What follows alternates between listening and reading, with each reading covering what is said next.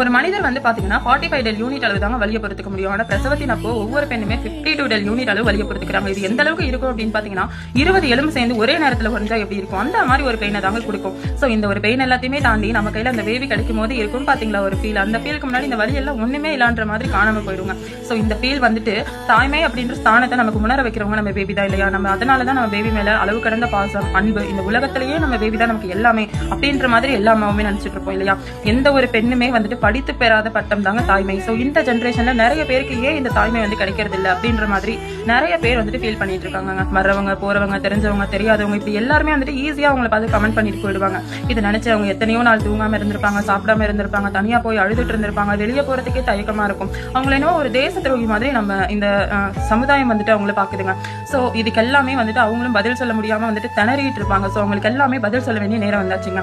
Myself Nandini, nutritionist and wellness coach from Welsons community. Coming February 5th நம்ம கம்யூனிட்டில இருந்து PCOD infertility awareness session ஃப்ரீயா நம்ம conduct பண்ணிட்டு இருக்கோங்க. சோ இந்த செஷன்ல நீங்களுமே பார்ட்டிசிபேட் பண்ணி உங்களுக்கு இருக்கிற எந்த ஒரு டவுட்ஸா இருந்தாலும் சரி நேரடியா நீங்க எங்க கிட்ட பேசி கிளாரிஃபை பண்ணிக்கலாம். சோ இந்த ஆப்பர்ச்சுனிட்டியை வந்து நீங்க மிஸ் பண்ணிடாதீங்க. கண்டிப்பா நீட் இருக்கிறவங்களுக்குமே நீங்க ஷேர் பண்ணுங்க.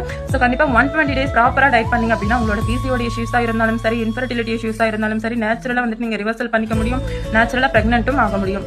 சோ கண்டிப்பா உடனே டைம் வேஸ்ட் பண்ணாதீங்க. ஸ்கிரீன்ல தெரிய நம்பருக்கு வாட்ஸ்அப் பண்ணிக்கோங்க. எங்களோட செஷனை நீங்களுமே அட்டென்ட் பண்ணுங்க. உங்களுக்கான ஒரு சொல்யூஷன்